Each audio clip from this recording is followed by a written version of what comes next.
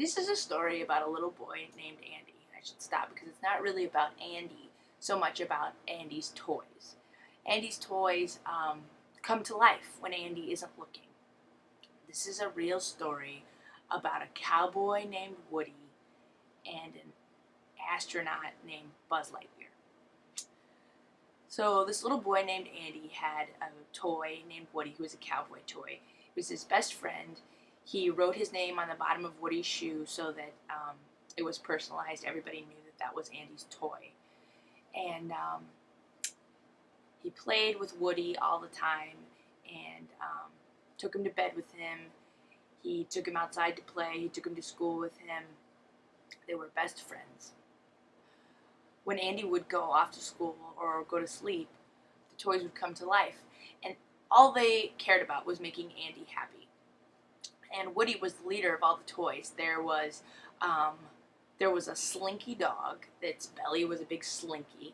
There was a Little Bo Peep doll. There was Mr. Potato Head. There was RC race car driver or remote control car. There were several Green Army guys. And so one year for Andy's birthday, he got a new toy. And this is always the buzz around all the toys, all of his toys that he already had. You know, what will the new toys be? And the Mr. Potato Head always wanted there to be a Mrs. Potato Head.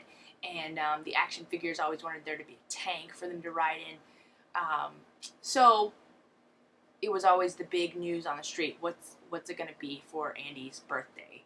And what they would do is set up a mission where they would hide a baby monitor, like use it like a walkie-talkie, hide a baby monitor in a plant downstairs at Andy's birthday party, and then the army guys would be able to radio back upstairs to the toy room to let them know what Andy was getting as he was opening the presents. So it was Andy's birthday, and it was a big party, and all the kids came over, and they played with Andy's toys, and Andy, of course, played with Woody, and Woody was the star. And then it was time to go down and have cake and ice cream. And during this time, the toys all sat around the baby monitor and waited to hear what Andy's presents were, since they knew that they would be adding more toys to their population. So Andy started opening toys, and they were pretty, basic things. I think he got a lot of clothes, to be honest. He got some clothes, some socks, some different things. And then he opened his big present. And inside the present, he opened a bright, shiny new doll. And he recognized the package right away. It said, Space Cadet Buzz Lightyear. And Andy had wanted this toy, and none of the other toys knew he had wanted it. But it was a new toy. It was very flashy. It was very cool. He opened it right away. So it was this space guy that had a helmet that flipped open and flipped shut. It had laser light beam on its arm. It had you push buttons on its uniform, and it would say Buzz Lightyear. Just Space Command, come in, Space Command, in this very military voice, and it would talk about, I'm Buzz Lightyear from another planet, different things like this, and it was very cool. Andy loved Buzz Lightyear. He thought he was awesome. He immediately wrote his name on the bottom of Buzz's shoe, too. So the army guys radioed upstairs and said, we have a Buzz Lightyear, a Buzz Lightyear. And everybody's like, what's a Buzz Lightyear? Well, they were about to find out, because all of Andy's friends were like, oh, you got a Buzz Lightyear, that's so cool, that is so cool. So they took it upstairs and started to play with it. Now they've got this new Space Cadet, and all the other toys are just, they're silent because they're pretending to just be toys, and they're just watching this all happen. Then all the kids go home, and Andy tells his mom, Buzz Lightyear is the coolest thing. I want to redo my whole room in Buzz Lightyear. So the mom says, okay, well, we'll see. So as time goes on, he gets new Buzz Lightyear sheets. He gets Buzz Lightyear pillowcases. He gets Buzz Lightyear. They repaint his room and put space shuttles on the wall and planets and all kinds of stuff that have to do with space. And Andy wants to be an astronaut now. He doesn't want to be a cowboy anymore.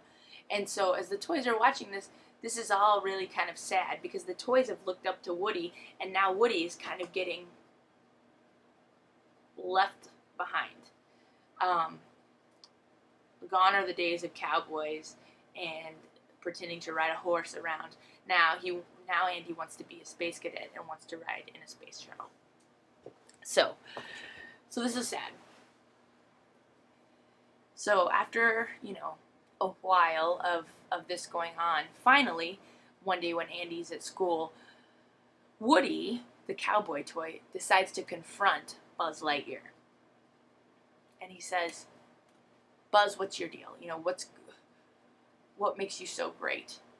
And Buzz Lightyear, who believes he is a true space cadet, does not think that he's just a toy. And he says, I am a space cadet of the planet Kodar. I'm not sure if that's the name. From another planet, and he is here to fight the evil Emperor Zurg. So he's on this total mission, and he thinks that this is just a stop along his way, being in Andy's room. And Woody says, wake up! You're a toy! You're a toy! You're plastic! You're made in Taiwan. And he pushes the light on Buzz's arm, and Buzz is like, no, a laser! You're gonna burn something! And Woody goes, you're a toy! That's an LED light! You have batteries! Anyway, Buzz has a hard time believing this, and Buzz says, I'll prove it to you. I'll fly. And Woody says, go ahead, fly. Go ahead and fly. And so Buzz basically closes his eyes and jumps off the ledge of the dresser and falls through the air and bounces on a rubber ball, and the bounce projects him up to the ceiling, where he catches on a helicopter that Andy has hanging from the ceiling and floats down slowly and lands with a flourish. And of course all the toys clap and applaud because they feel like he did fly. That was amazing. And Woody just rolls his eyes and he goes, that was just falling with style. That was not flying. So basically it's a big upset having Woody and Buzz in the same room together because they're vying for Andy's attention. Not that they can really vie for it since they're toys, and Andy will play with who he wants to play with. Meanwhile, Woody's trying to think of a way to get rid of Buzz and regain his spot as Andy's favorite toy. But there's not much he can do about it. Eventually, Buzz realizes that he is a toy, and this totally depresses him, and he thinks he has no meaning in life because he thought his whole purpose was to fight the evil Emperor Zurg.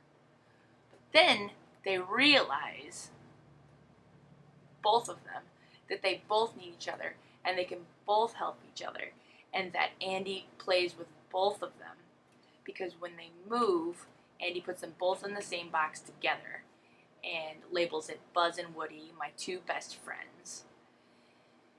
And so they go on a move, and meanwhile, Buzz falls out of a box, and Woody has to rescue him.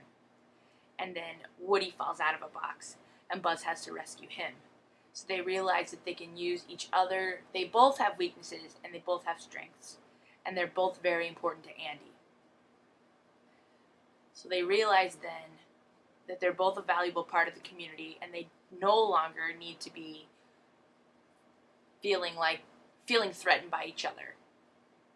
So they work together, and they live in the new house in harmony, and all of the other toys respect them. And Buzz realizes his main goal in life is to make Andy happy, just like Woody knew all along, and that he is a toy. But guess what? It's okay to be a toy.